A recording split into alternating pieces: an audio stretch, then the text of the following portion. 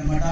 ఆయన పాదుకలు రుద్రాక్ష ఏకముఖ రుద్రాక్ష ఇవన్నీ అన్నమాట. ఆయన అనమాట సూర్యుడు చంద్రుడు ఉన్నది రోజు ఈ ధర్మం జరగాలని చెప్పి ఆయనకు ఆజ్ఞాపించారన్నమాట. ఆయన శరీరం వదిలేస్తాడు. తర్వాత ఆయన ప్రియేశ్వరుడు గంగాధర్ మహారాజ్ దాన్ని ఆ పీఠాన్ని మెయింటైన్ చేసుకుంటూ తర్వాత అనమాట గజానన్ మహారాజ్ గారు 4వ కలికి అవతల 4వ సిద్ధ పురుషుడు అనమాట. ఆ పీఠాధిపతిగా అయ్యారన్నమాట. 1944 విజయదశమి రోజు అనమాట మన పూరికి ఏదైతే ప్రతిలో ధర్మం వృత్తమైపోయిందో ఆ ధర్మాన్ని మళ్ళీ ఆ గురుదక్షిణ కింద మనందరికీ అనమాట ఇవ్వడం జరుగుతుంది. 44లో విజయదశమి రోజు ఏది మనం ముందు చూస్తున్నామో 4 వేల జ్ఞానాన్ని మళ్ళీ పునర్జీవనం అనమాట గావించడం జరిగింది. సమస్త ప్రజల మానవ జాతి కాకుండా సమస్త ప్రాణులు సుఖమయ జీవనం గడపడానికి మళ్ళీ ఉమ్మడి కుటుంబాలు ఉండడానికి పృథ్వీ మీద అనమాట శస్యములు ఉండడానికి అనమాట మన పూర్వీకులు ఋషులు ఏ ధర్మాన్ని ఆచరించో ఆ యొక్క ధర్మాన్ని పునరనమాట మళ్ళీ స్థాపన జరిగింది. ఇదైతే కొత్త ధర్మం స్థాపించడానికి రాలేదు. ఇది మన పూర్వీకులంతా ఆచరించేది అనమాట. ఇది దాని గురించి కూడా అక్కడ కూడా శ్రీ గజానన్ మహారాజ్ రావడం జరిగింది. అక్కడి నుంచి ఈ యొక్క అగ్నిహోత్రం అనే యుగ ధర్మం అనమాట ప్రపంచమంతా అందరికి సందేశం ఇవ్వడం జరుగుతుంది. ఆచరిస్తున్నారు. హ్యాపీనెస్ ఆనందం అనమాట పొందగలుగుతున్నారు. ఇది అనమాట చాలా సరళం. 4 వేదాలు కూడా అనమాట అగ్నిహోత్రం చేయమనే చెప్తుంది. 4 వేదాలు కూడా 4 వేదాలు చదవాలంటే 54 సంవత్సరాలు పడుతుంది. 54 సంవత్సరాలు చదివినా కానీ ఈ ముందుకు ఏదైతే పాత్ర ఉందో ఇదే 2 ఆవుతులు అడుగుతారు. మానవ జాతికి అంతటికి సాక్షాత్ పరమశివుడు అనమాట ఏమి అడగలేదు. సంధ్య ప్రాతకాలం మా యొక్క తీర్థస్థానాలు ప్రతి ఇళ్లకు మేము వస్తాము. మీరు కాలి ప్రేమతో ఒక 2 ఆవుతులు ఇవ్వమన్నమాట. మనం ఎట్లయితే అన్నం తింటాం పప్పుచారు కలుపుకొని ఆయన స్వాతిగా అవుతామట. అంటే విరగని బియ్యం కొన్ని అక్షంతలు తీసుకొని దానికి 2-3 చుక్కలు ఆవునే కలిపి మాకు 2 ఆవుతులు ఇవ్వండి. మీ 2 ఆవుతులు స్వీకరించామట. మీ సుఖము శాంతి సౌర్య యొక్క బాధ్యత మేము వహిస్తా ఉంటాడు అనమాట.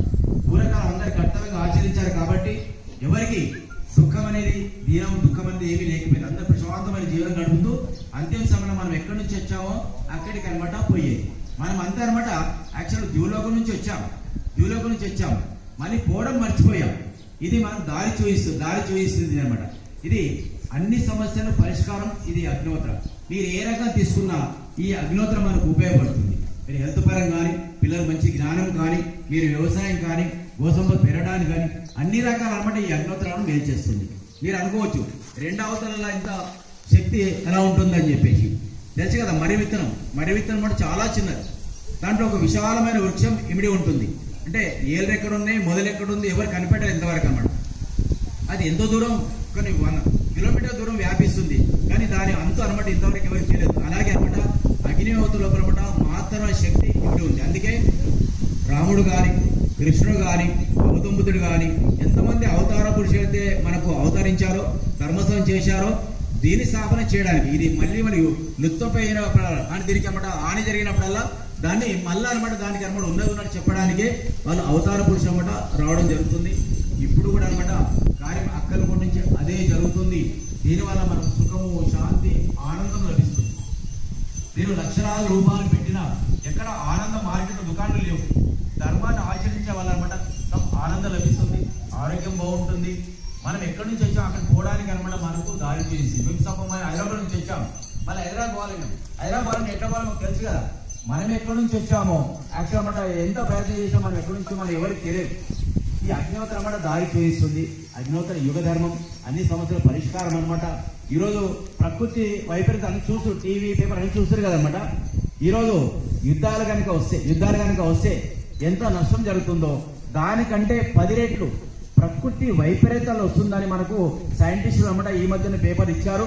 ఈ 2-3 రోజులు చూస్తామన్నమాట. కేరళ పరిస్థితి కానీ హిమాచల్ కానీ జార్ఖండ్ కానీ ఢిల్లీ కానీ ఈరోజు కలకత్తా కానీ చూస్తున్నాం కదా. అది ఎక్కడో ప్రమాదం అని కాదు. అది అన్ని చోట్ల రావచ్చు. కానీ అగ్నిహోత్రం మనకు సంరక్షణ అన్నమాట. భారీ వర్షం వస్తే ఎట్లయితే మనం రెయిన్ కోట్ వేసుకుంటామో గొడిగేసుకుని ఎట్లయితే సురక్షితంగా బయటికి వెళ్తామో ఇది అన్నమాట ప్రకృతి ఎంతో విధ్వంసం జరిగినా సరే ఇది అగ్నిహోత్రం అన్నమాట మనకు సంరక్షిస్తుంది. ఉదాహరణకు అనమాట భూపాల్లో విషవాయు లీక్ అయినప్పుడు అనమాట చాలా మందికి హాని జరిగింది. ఏంట్లయితే అగ్నిహోత్రం జరుగుతుందో వాళ్ళకి ఎలాంటి హాని జరగలేదు. అనుభవములు పడ్డా సరే మనకి అగ్నిహోత్రం మనని మన కుటుంబాన్ని సంరక్షిస్తుంది. ఇదే గజానన్ మహారాజ్ అనమాట దీనులు దుఃఖితులు అందరికీ సుఖమైన జీవనం గడపడానికి మనిషి జాతే కాదు కేవలం అన్ని ప్రాణులను సుఖమైన జీవనం గడపడానికి అక్కల కోట్లు అనమాట 1940 అనమాట ధర్మస్థాపన జరిగింది. తర్వాత ఏదైతే గాన్గాపూర్ స్వామి సమర్థ మహారాజ్ ఏదైతే పూర్ణ దత్తావతారం అనమాట, ఆయన శరీరం వదిలేసే ముందు ఒక కొన్ని రోజుల ముందు అనమాట అక్కలకోట్ల ఒక శివాలయం ఉంటుంది. తెలిసిగా జంగమ మఠాలు ఉంటాయి, మఠాలు అనమాట. మఠాల శివలింగం ఉంటుంది. ఆ శివలింగం కాడ ఏం చేసామట, ఒక బండి నిండా పిడికలు అనమాట శివలింగం మీద పోసి కొన్ని నెయ్యి డబ్బులు పోసి అన్నేసి అనమాట అగ్గిపుల్ల గిగ్గి అనమాట పెడతాడు అనమాట. అప్పుడు ఉన్న జంగమోళ్ళు లింగాయత అనమాట ఆ ప్రాంతానికి వచ్చి స్వామి మీరు ఏం చేస్తున్నారు అడిగాడు. మేము పరమేశ్వర దేవలింగానికి మేము స్నానం చేస్తున్నాము అని అన్నాడు. ఆ స్నానమేమో కానీ ఆ లింగం పలిగిపోతుందని వీళ్ళంతా అనుకుంటారు, కానీ ఆయన ముందర ఏం అనలేకపోయారు అనమాట. ఆయన చూసి భయపడారు అందరు. తర్వాత గర్భగుళ్ళు ఏవైతే అనమాట రాళ్లతో కట్టింది ఉందో అవి ఆ వేడికి అనమాట ఆ పటాపట చిన్న తునకలు అయిపోయినాయి. కానీ యజ్ఞమంతా అయిపోయిన తర్వాత శివలింగం మీద బసం తొలగిస్తే శివలింగానికి అనమాట తగ్గదగ్గదనమాట బంగారు కలరం వచ్చామట. అంటే పూర్వస్థితికి పరమేశ్వరి ఎలా ఉంటుందో ఆ స్థితికి వచ్చింది. అంటే రాబోయే కాలం అనమాట ఈ యుగ ధర్మం ప్రతిలో అగ్నిోపసన సమయం ఆసరైంది కాబట్టి అది ఒక నీలో చూపించాడు. పూర్వకాలం కూడా ఏంది, మన శివాలయం ఏదైతే అభిషేకం చేస్తామో తెలిసి ప్రాణగొట్టం ఎలా ఉంటుంది, ప్రాణగొట్టం అనమాట అగ్నికుండ లెక్క ఉంటుంది.